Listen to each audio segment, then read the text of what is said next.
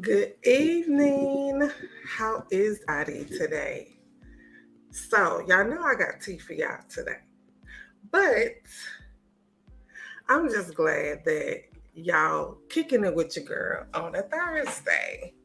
Um, all kind of stuff been going on. I hope y'all went voted on Tuesday. Y'all went voted, right? Just yeah, I hope y'all went voted on Tuesday.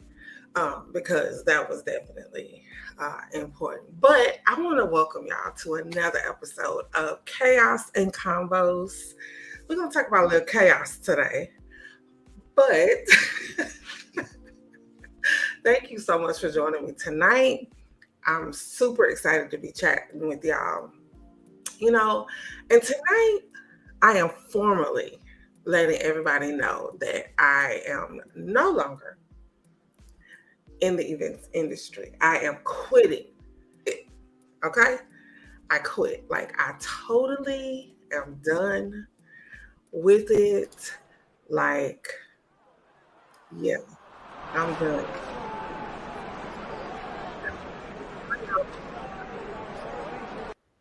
Totally done. So for some of you, I know that may be a surprise or a shock. But a few people know, but I didn't tell everybody at the same time.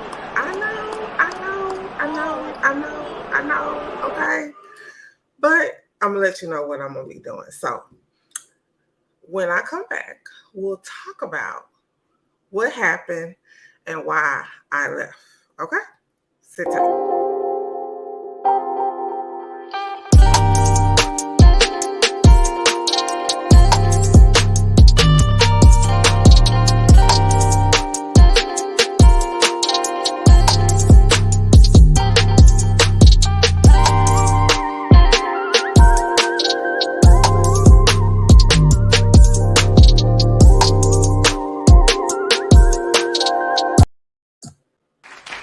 So, welcome back. Okay, so let's get into why I quit the events industry. So, it was three reasons really why I left. It was three reasons. So, the first one was event planning really, um, it just wasn't fun anymore. It was not fulfilling. Um, I had begun to struggle mentally, but I really hadn't been diagnosed as of yet. However, anybody that knows event planning is not easy. Um, it may look easy, but it's not easy at all. It's a lot of moving parts. It's a lot of dealing with people. And sometimes they don't know what they want and they don't know what they like, and they lean very heavily on you for those things. Um, but some of you have worked with me. Either you've been a part of my events, or I've done events for you, or you've been a part of events that I have been the planner or producer of. And so it's a lot of moving parts. Um, whether it's in person or online, it's a lot of work. And I will tell you that sometimes it just got to be really difficult this year, doing that. It seemed like whatever action or that, I guess you can say, that fire that I once had for it was not there. It was not there anymore. It was gone. It was totally gone. And I began to wonder, like, what else was I going to do? And it was a lot of factors that kind of made it not be fun too. A lot was changing in the industry. So a lot of people was going back in person. I am not a fan of in person anymore, really. But I will do it. I mean, why not? I will go in person depending on what the event is and how many people and all of those things. But I will say, online is really where my heart is, but it's a lot of work for online. It's a lot more work online than it is in person. Um, reason number two, and a segue from number one, was client. The client work was really making me anxious. It literally got to be where I didn't even want to read emails. I didn't even want to open my email box because I didn't know what was going to be in there. I didn't know if that person was going to trigger me, you know, just horrible. Clients were either difficult or didn't want to pay their invoices. And what's really sad about that is, as a client to people, myself, but also being on the other side of being a business owner, sometimes you're not respected like they respect the big boxes. So for instance, like, you can't go into Walmart and decide you're not going to pay. You can't go into Louis Vuitton and decide you're not going to pay or whatever. It just began to be some of those things. Staying money funny for everybody. However, you need to make sure that you have the budget before you decide that you want to host an event or you want to hire a professional. So, one of my other episodes, I'm going to talk more about that, but it wasn't always like the little person. It was some of these big name influencers, these big people that y'all follow in favor, not wanting to pay invoices, questioning you about what you charge and what your cost is. And to me, that was crazy. Like, it was just crazy. And so I just feel like sometimes clients don't know how to treat small business owners, although some of them are small business owners and want to be respected and want to be paid as well. They don't do the same for us. They treat us sometimes a little bit different. And even as, I don't know, hardballish as I can be, sometimes I am a softie when it comes to clients and payments and situations and stuff like that. And so a lot of that was my fault, letting them get away with that. But yeah, they were definitely reason number 2 why I'm quitting the event industry, because I do not want to work with clients anymore in that sense. And I know that may sound hard and harsh to some people, but that's just the reality. That's just the truth. And third, my mental health began to suffer. I wasn't feeling right. I didn't know why. I was tired. I thought maybe it was time for a career change. It was just like all these things that were coming up. And I was just like, okay, what is going on with me? And so when I did go and talk to a therapist, and I found a great one that's online, we began to discuss some things, and we began to lay out these things like event planning is not fun anymore. Clients clients are this and that. And so he basically was like, well, you got to make a decision. What are you going to do? Are you going to suffer through this, struggle through this? Are we going to figure out ways to work around this? Or are you going to like give up that side of it? And so the more I thought about it, I was like, I would rather not work with people. Like, I would rather just leave the event industry and do something else. I would rather not work with clients. And so he challenged me to take some time off, which I did. I took about 14 days, 2 weeks off. And I totally revamped. Sat down, did brain dumps of, what else I could do, how I was going to offboard clients. So those were like individual meetings, saying that I no longer was going to be working with clients. If they wanted referrals, refer them out. Otherwise it was like, deuces, I'm just not working with you. Like, I'm done. I'm not working with any clients anymore. And then I began to feel like a weight was lifting. I began to feel so free. I noticed my days were like really just lighter because, number one, I didn't have to worry about emails with foolishness going on. But I wasn't waiting on payments and all of these other things. Like, it was just freedom. It was just like a total freedom that was happening. And I was excited about it because I just felt free. I just felt good. I could have the days that I wanted to have. But again, entrepreneur, you have to figure out what's the next thing. What else do you want to do? What else will you do? And so for me, my mental health was way more important than trying to maintain a client base and dealing with clients when I didn't want to anymore.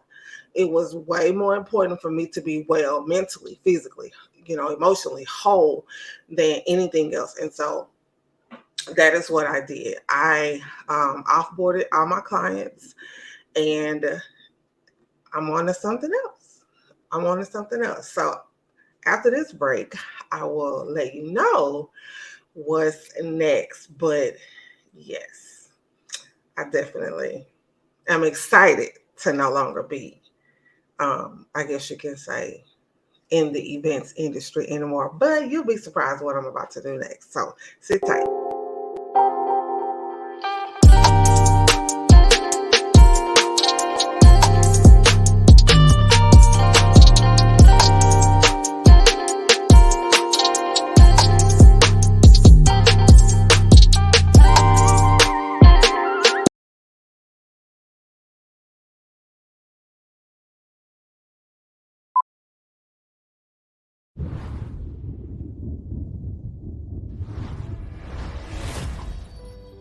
You may not realize it, but these words, often used to describe someone with a mental health condition, can be very harmful. In a country where 1 in 5 people are affected by a mental health condition, it's time for all of us to step up and change the conversation.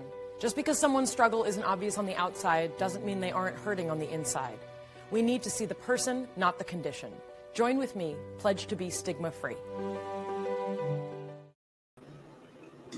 Y'all know I love that. I love that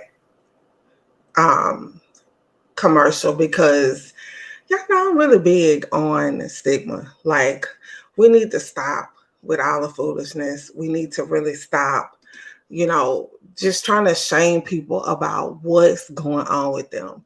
And mental illness is real. It is a real topic and a real thing that happens. And so I really want us to, pledge to do better, like pledge that we're going to be a little bit more cognizant of how we talk to people, be a little bit more careful of how we just do a lot of things. And so I love that one, just to help us with the stigma free. So I just shared with y'all why I quit. I told you my 3 reasons why. And bottom line is I won't be working with clients anymore. But I still will be maintaining a presence in, the event world. So, I know y'all probably like, girl, why you play so much? No, I just don't want to work with clients anymore. I just kind of want to do something different. And so what I decided that I wanted to do was I really want to do more consulting, coaching, course creation. And I know you probably like, well, girl, you just said you don't want to work with clients. So in that sense, with the consulting, it would be either contract based, which I'm doing a little bit of now, or VIP day type things. Not a full-fledged VIP day, but something like that, I guess you could say.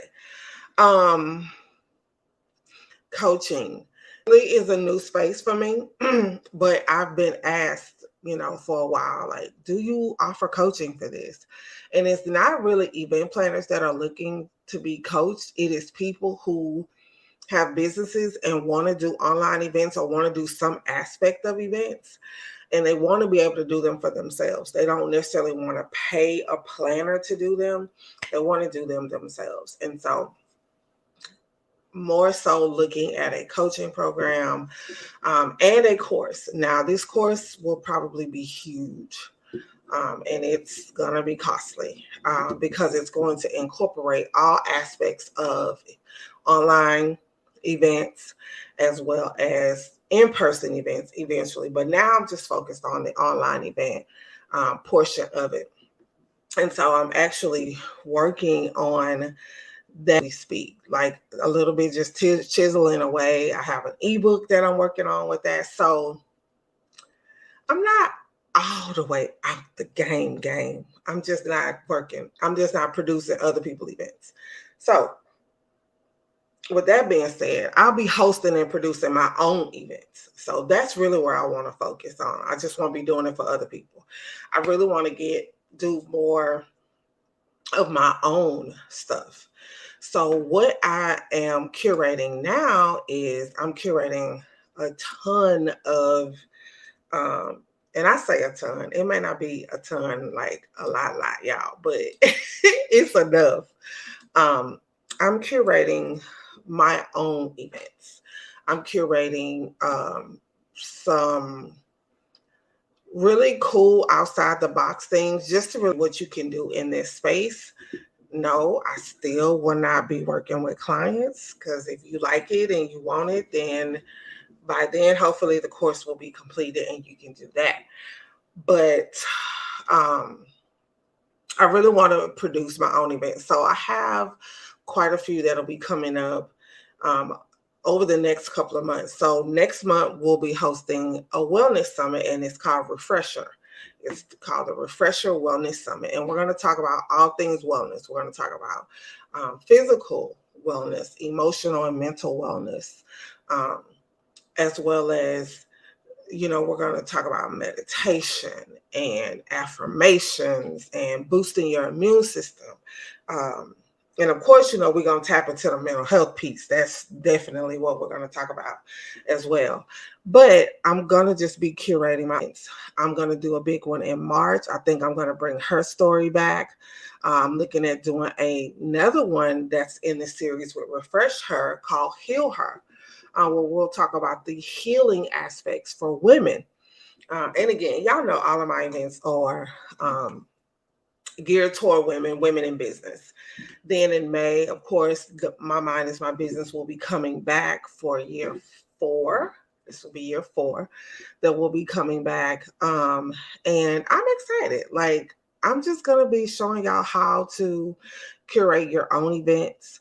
I'll be bringing some new faces to the scene, new speakers and stuff like that. But also, what's exciting for me is just to be doing what I want to do, even in the same industry. Although I won't be working with clients anymore, I will just be working on my own stuff. But it's so cool to be able to do that. And so here's the link if you want to get on my mailing list to know when the next event will happen.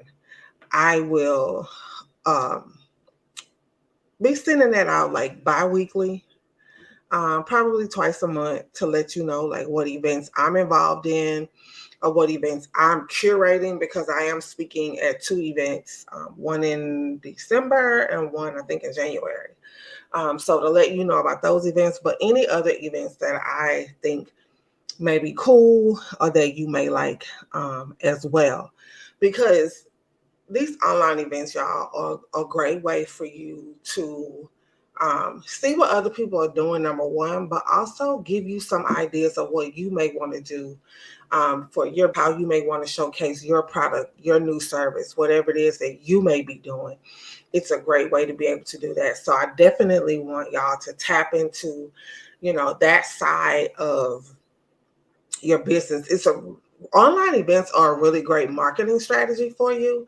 And when you use them correctly, they really help boost sales. They help boost brand awareness, which really is 2 of the main things you're looking for: more money and more awareness. More eyeballs on you mean more money. More money means more things that you can do in your business. So definitely want to make sure that you all get signed up for that newsletter so that you can get information about any events that I may have coming up. So let me know. Send me a DM, shoot me an email. What type of events would you like to attend? Because I can definitely keep an eye out on what's coming up, let you know what events you should be looking out for, as well as, as I'm thinking of curating my own type of events, what you may be looking for so that I can curate something like that for you. Because I'm telling y'all, events are the way to go. If you're looking to grow your business and you're looking to like really be able to get more eyes on your products, get more eyes on your services all at one time and across the globe. And you all have heard me, I'm pretty sure, talk about online events quite a bit to know that they really, really are a game changer for your business. So yeah, just let me know. Now, I'll show you my commercial for Mind Your Business, which is my mental wellness summit. And then when I come back, I'm going to talk about, and this is our last segment, My friend Erica got sick today, so she won't be here to talk to us about Scribe Up, but she will be coming back on a future show so that we can talk about Scribe Up. But y'all, I'm telling you, it's a game changer. Like, I'm trying everything on the platform because I can. But she'll definitely be back to talk to you about that. But after this break, and then our last segment, I'm going to talk to you about PLR, which is another game changer in your business. Okay, so sit tight and I will be right back. Okay, sit tight.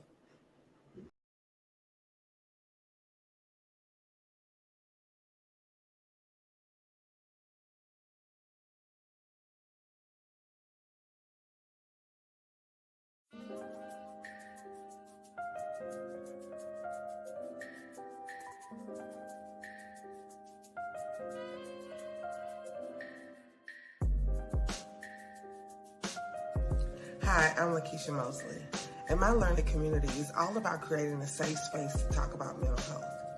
We want to remove the stigma and also the bias that's associated with having a mental health issue.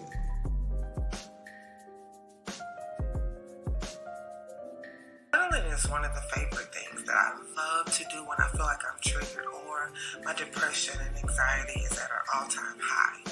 In this learning, I'm going to talk to you about journaling, what it is, what are some benefits of it, and some of the apps that I use for journaling.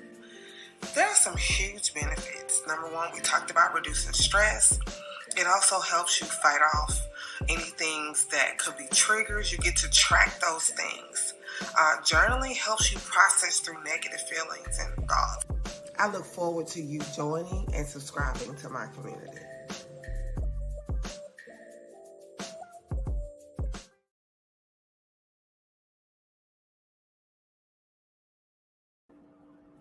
Does the thought of creating content frustrate you? Every time you think about it, does it really make you upset? Do you sometimes just stare at the computer because you don't know what you need to be creating? I want to introduce you to the PLR Profit Academy. PLR is private label rights, which is content that you can buy and use as you need to. It is a great way to skyrocket your content creation, where you can go from this to this. Check out the PLR Profit Academy. All right, y'all, we back for our last segment. Now, tell me, have you ever heard of PLR? Do you know what it is? Do you know how to use it? Have you ever heard of it? I love PLR.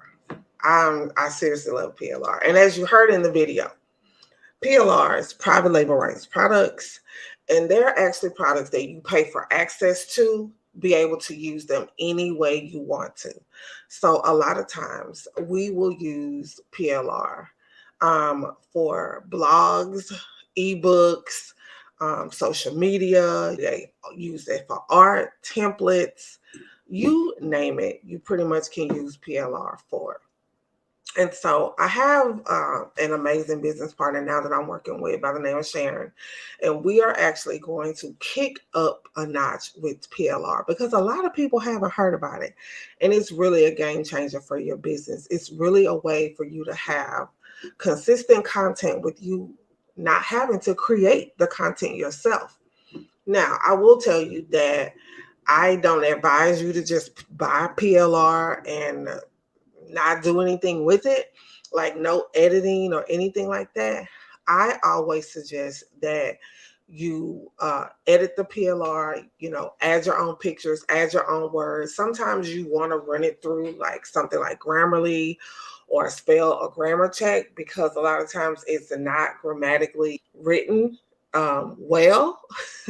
It's really just a foundation for content that you want to have. And so I'm always open to talking to people about PLR. It is really a great way for you to really skyrocket your business in a great way. So for me, I sit down. So like this weekend, I'll probably sit down with my calendar and go through of what I want to do for December.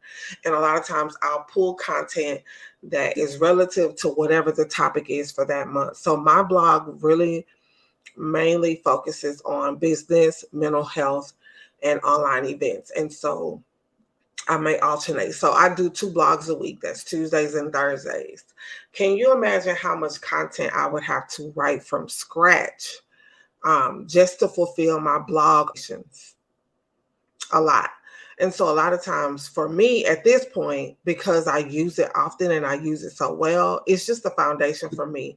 I may take a paragraph here, I may take a paragraph there and put it together with my own wording. And then I have a whole new blog post that I'm using. You can use PLR for journals, planners, anything, coloring books. There are so many products that you can create from that. And so what we're about to do is I already have the PLR Profit Academy, and I've had it for about 2 years now, I think it's been about 2 years, but we're about to take it up a notch.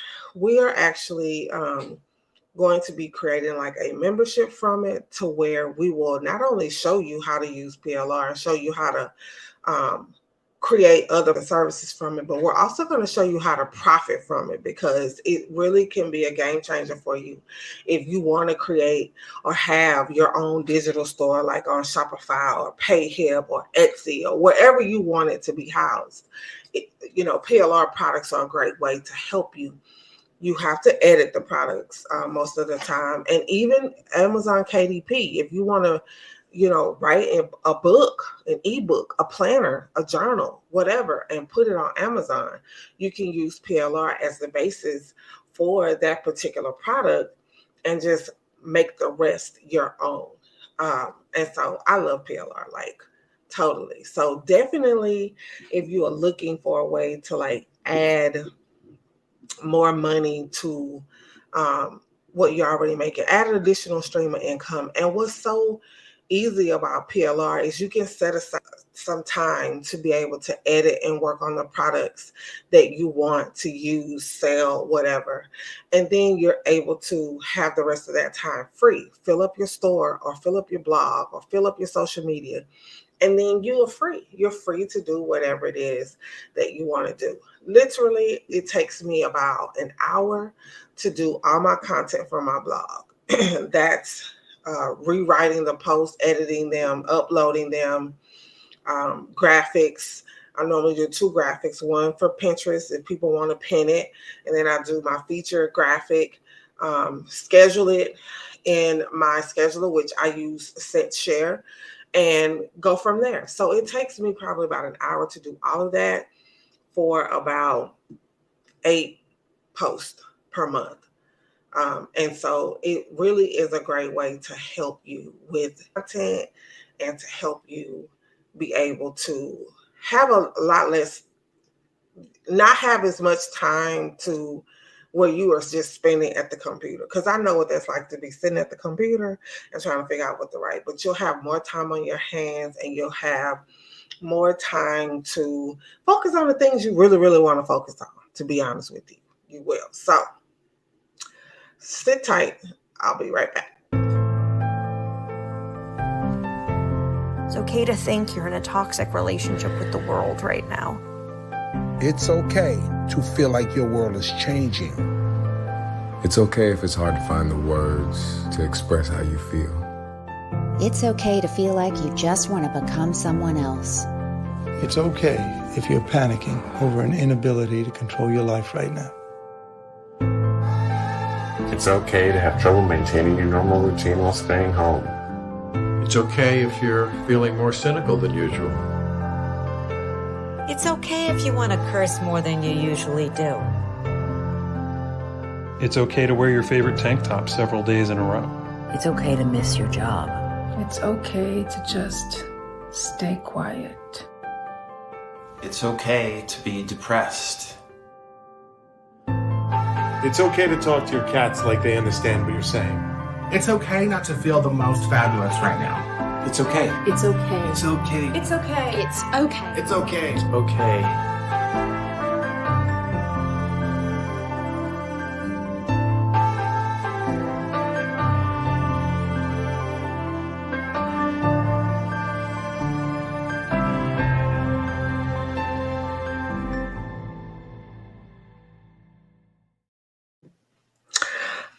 right, y'all. Well, I definitely appreciate y'all time on tonight. Next week, it's going to be a little explosive. I'm going to be super petty next week. No, I'm not going to be really petty. So next week's episode is Your Faves or Frauds. And so I'm going to share with you my kind of situation journey with a few of them. I'm not dropping no names, so don't ask, because I'm not. However, I do want to talk to you from a standpoint of business and how you can't let the limelight and the things concerning them cause you not to handle business the way that you need to be handling business. Okay, that's what we're going to talk about. But be sure to subscribe if you have not subscribed to my channel. Share with your friends. We'll be here every Thursday, 6 p.m. Central Standard Time. You can follow me on Instagram. That's where I kind of hang out. I'm getting the hang of TikTok, not that much, but getting the hang of TikTok. But you can follow me on Instagram at Lakeisha M. Mosley. I certainly appreciate you all being here tonight, and I will see y'all next week.